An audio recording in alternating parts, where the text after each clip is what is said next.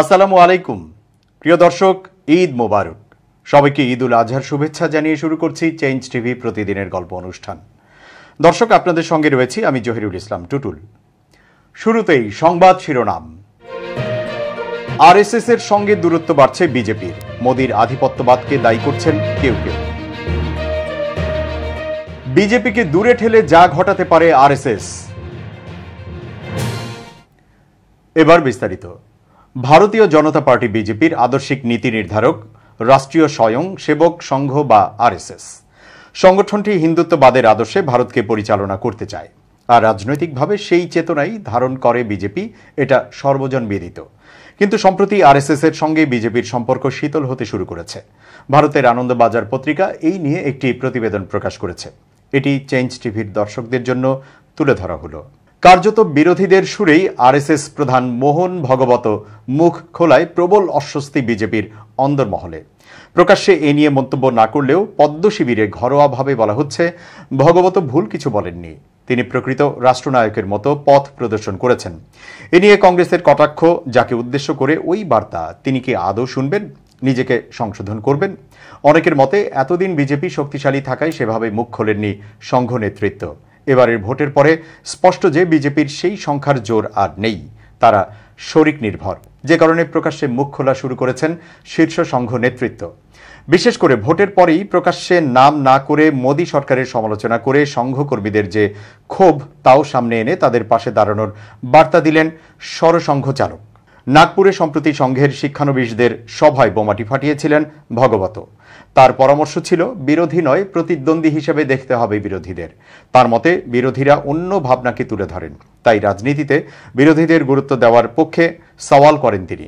মোদী সরকারের প্রথম দুটি পর্বে সংখ্যাধিক্যের জোরে বিরোধী মতকে কেবল অগ্রাহ্য করাই নয়, গুড়িয়ে দেওয়ার মনোভাব দেখা গিয়েছে। বিজেপির এক নেতার কথায়, যেভাবে বিগত সরকারের শেষের দিকে লোকসভা থেকে বিরোধীদের নির্বিচারে সাসপেন্ড করে বিনা আলোচনায় বিল পাশ করানো হয়েছে, তা ভালোভাবে নেননি দলের অনেক নেতাই, কিন্তু তা নিয়ে প্রকাশ্যে মুখ খুলতে সাহস পাননি। এবারে প্রতিপক্ষকে গুরুত্ব দেওয়ার কথা বলে ভগবত বুঝিয়ে দিলেন, এভাবে বিরোধীদের ওপরে বুলডোজার চালানোর সংঘ সমর্থন করে না। কিন্তু তাতেও মোদীর মানসিক পরিবর্তন হবে বলে আশা করেন না কংগ্রেস সাংসদ গৌরব গাগোই। তিনি বলেন, মনে হয় না প্রধানমন্ত্রী এরপরেও মোহন ভাগবতের বক্তব্যকে কোনো গুরুত্ব দেবেন বলে। আর জেডি নেতা তেজস্বী যাদবের বক্তব্য, মোহন ভাগবত মুখ খুললেন বটে, কিন্তু অনেক দেরিতে। এবারে নির্বাচনে বিরোধীদের বিরুদ্ধে বেশ কয়েকবার বিরোধীদের লক্ষ্য করে কুকথা বলার অভিযোগ উঠেছে, জানিয়ে অভিযোগ গিয়েছিল নির্বাচন কমিশনের কাছে। মোদীর নেতৃত্বে গত 10 বছরে সংঘ পরিবারের সঙ্গে ধীরে ধীরে দূরত্ব বাড়ছিল বিজেপির।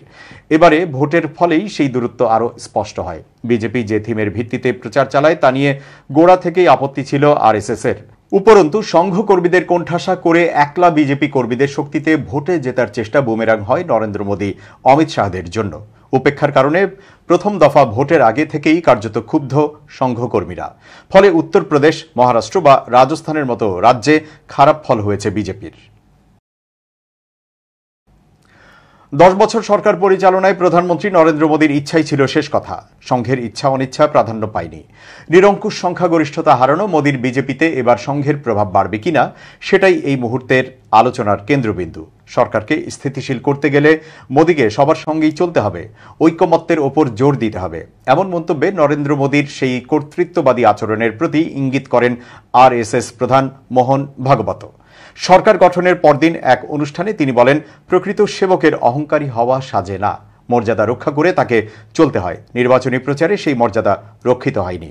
মোহন ভাগবতের এসব মন্তব্যে এটা পরিষ্কার যে বিজেপির রাজনৈতিক নেতৃত্বের আচার আচরণে সংঘ বিরক্ত। সরকারকে ঠিক পথে পরিচালনার জন্য সংঘ কতটা সক্রিয় হচ্ছে, আগামী দিনের বিভিন্ন সরকারি সিদ্ধান্তের মধ্য দিয়ে তা বোঝা যাবে। ভারতের প্রখ্যাত সাংবাদিক সৌম্য বন্দ্যোপাধ্যায় বিজেপি আরএসএস এর সম্পর্ক নিয়ে একটি নিবন্ধ লিখেছেন। এর চুম্বক অংশ তুলে ধরা হলো।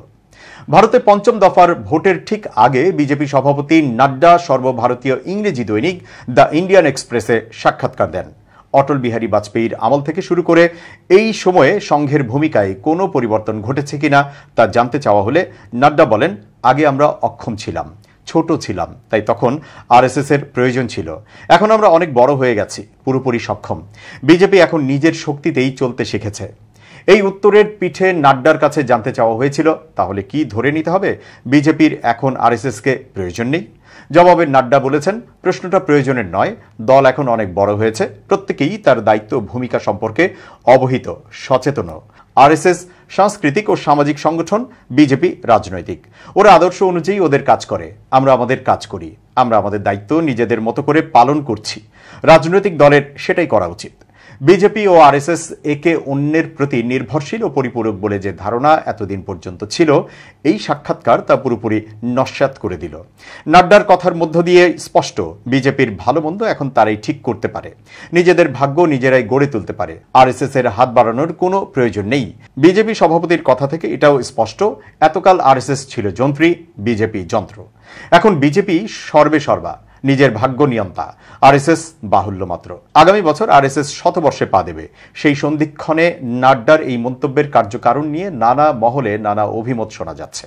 অধিকাংশের ধারণা, প্রধানমন্ত্রী হওয়ার পর নরেন্দ্র মোদী ক্রমে এতটাই আত্মবিশ্বাসী হয়ে উঠেছেন যে দল ও দেশ পরিচালনার ক্ষেত্রে তিনি অন্য কারো পরামর্শের প্রয়োজন অনুভব করছেন না। তার সাফল্য যে পুরোপুরি তাঁরই, সেটাই তিনি প্রতিপন্ন করতে চান। সেই সাফল্যের ভাগিদার আর কাউকে হতে দিতে চান না।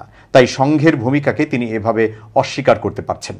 এবারে ভোটে বিজেপি যতজনকে প্রার্থী করেছে তার 1/3 অন্য দল থেকে যোগ দেওয়া। ওই প্রার্থীদের মধ্যে 80% আবার কংগ্রেসই, যে দলের সঙ্গে আরএসএস এর লড়াই আদর্শগত। নীলাঞ্জন মনে করেন, এই কারণে এবার নির্বাচনী প্রচারে সংঘ সেভাবে সক্রিয় হয়নি। যে প্রার্থীরা শুরু থেকেই সংঘের আদর্শে দীক্ষিত, যেমন পশ্চিমবঙ্গ বিজেপির সাবেক সভাপতি দিলীপ ঘোষ কিংবা কেন্দ্রীয় মন্ত্রী নীতিন গডকরি ও রাজনাথ সিং, তেমন কিছু হাতে গোনা প্রার্থী ছাড়া আরএসএসকে এবার প্রচারে দেখা যায়নি। একক সংখ্যাগরিষ্ঠতা না পাওয়ার পেছনে এটাকেও অনেকে কারণ হিসেবে দেখছেন। তবে বিজেপির প্রতি আরএসএস এর সমর্থন উঠে গেলে নতুন বিপাকে পড়বেন নরেন্দ্র মোদী। বিভক্ত হয়ে যাবে হিন্দু ভোট। সেক্ষেত্রে ছোট দল শিবসেনা বা অন্য কোনো রাজনৈতিক দলের প্রতি যদি আরএসএস সহানুভূতিশীল হয়, তবে বাঁক বদল ঘটবে ভারতীয় ধর্মীয় রাজনীতির। তখন এই দ্বন্দ্বের ফলে সুবিধা হবে কংগ্রেস এবং ভারতের ধর্মনিরপেক্ষ রাজনৈতিক দলগুলোর। এবার খুব জরুরি 1 মিনিট জানাচ্ছেন ইউনেস্কো ক্লাব পুরস্কার বিজয়ী সাংবাদিক আমিরুল মোমিনিন মানিক। খুব জরুরি 1 মিনিটে প্রত্যেককে আমন্ত্রণ। প্রিয় বন্ধুরা, আমরা প্রতিনিয়ত অন্যের ব্যবসায় বিনিয়োগ করতে চাই আকর্ষণীয় মুনাফা পাবার লোভে। এই কাজটি কখনোই করবেন না। যে ব্যবসা সম্পর্কে আপনার ধারণা নেই, সেই ব্যবসায় আপনি সম্পৃক্ত হবেন না। একজন বিনিয়োগকারী হিসেবে তখনই আপনি যুক্ত হবেন যখন ওই ব্যবসাটার A to Z সম্পর্কে আপনার ধারণা রয়েছে। কারণ যে ব্যবসা সম্পর্কে আপনার ধারণাই নেই, সেখানে নিজের টাকা অন্যের হাতে তুলে দেওয়া মানে টাকা জলে ফেলা। সুতরাং আজকেই ভাবুন আপনি কোন পথে আছেন। সবাই ভালো থাকবেন। শুভেচ্ছা নিরন্তর। দর্শক, শেষ করছি প্রতিদিনের গল্পের আজকের গল্প। changetv.press বাংলাদেশের ইউটিউব জার্নালিজমের অগ্রদূত। ভিজিট করুন এর ওয়েবসাইট www.changetv.press, ইউটিউব youtube.com/changetvpress এবং সাবস্ক্রাইব করুন চ্যানেলটি। নিয়মিত লাইক, কমেন্ট ও শেয়ার করে আপডেট রাখুন নিজেকে। ভালো থাকুন, নিরাপদে থাকুন। শুভেচ্ছা নিরন্তর। 1 জানুয়ারি 2024 চেঞ্জ টিভি পা রেখেছে সুরভিত 6 বছরে। সবার প্রতি নিরন্তর শুভেচ্ছা। changetv.press আগামী 1 জানুয়ারি তার প্রতিষ্ঠা বার্ষিকী। আমি এটা জেনে অত্যন্ত আনন্দিত। আমরা আশা করছি changetv.press মুক্তিযুদ্ধের পক্ষে তারা কথা বলবে, সত্যের পক্ষে কথা বলবে। নিরপেক্ষ বলে কিছু নেই, সবসময় সত্যের পক্ষে থাকবে, এই প্রত্যাশা ব্যক্ত করছি। এর কলা কুশলী সবাইকে অভিনন্দন জানাচ্ছি, এর শ্রোতৃমণ্ডলীকেও অভিনন্দন জানাচ্ছি। 1 জানুয়ারির যেমন অভিনন্দন, একই সাথে চেঞ্জ টিভির প্রতিষ্ঠানের জন্য সবাইকে অভিনন্দন। চেঞ্জ টিভি প্রতিষ্ঠা বার্ষিকীতে আমরা এদেরকে ধন্যবাদ জানাই। চেঞ্জ টিভিকে উত্তরোত্তর সাফল্য কামনা করি। আর সাথে সাথে আমরা বিশেষ করে এদেরকে অনুরোধ করব যেন তারা দেশের পক্ষে এবং বাংলাদেশের জনগণের পক্ষে, ইসলামের পক্ষে, হকের পক্ষে, সত্যের পক্ষে তারা যেন সুন্দর পরিবেশন করতে পারে, এই আশাবাদ ব্যক্ত করি। আমি শুনে খুবই খুশি হয়েছি। চেঞ্জ টিভি প্রতিষ্ঠার পর থেকে এটি অত্যন্ত বস্তুনিষ্ঠ খবর পরিবেশন করছে। তাছাড়াও দেশের অর্থনীতি, রাজনীতি, বিভিন্ন বিষয় নিয়ে তারা জাতির সামনে বিভিন্ন তথ্য তুলে ধরে। আমি মনে করি বাংলাদেশকে আরও উন্নত বিকশিত করার জন্য চেঞ্জ টিভি আরও অবদান রাখবে এবং বাংলাদেশে একটা অন্যতম গুরুত্বপূর্ণ একটা মিডিয়া হিসেবে প্রতিষ্ঠা লাভ করবে। পহেলা জানুয়ারি 2024 চেঞ্জ টিভি পা রেখেছে সুরভিত 6 বছরে। সবার প্রতি নিরন্তর শুভেচ্ছা। চেঞ্জ টিভি অসাধারণ সাফল্য অর্জন করেছে, সব কিছুর জন্য শুকর আলহামদুলিল্লাহ। আমি বিভিন্ন নামে 400-এর অধিক এপিসোড চেঞ্জ টিভিতে আমার আছে, বিভিন্ন নামে দ্বিমত, ডার্ক রুম ইত্যাদি। অর্থাৎ এদের উত্থানের সঙ্গে সাফল্যের সঙ্গে আমি ওতপ্রোতভাবে জড়িত। আমি তাদের সাফল্য কামনা করি এবং নিশ্চিত চেঞ্জ টিভি এবং তার দর্শকগণের নিকট আমি দোয়া চাইবার অধিকার রাখি। আপনারা দোয়া করবেন। changetv.press এক ফোঁটা হলুদও নেই। পহেলা জানুয়ারি 2024 চেঞ্জ টিভি পা রেখেছে সুরভিত 6 বছরে। সবার প্রতি নিরন্তর শুভেচ্ছা।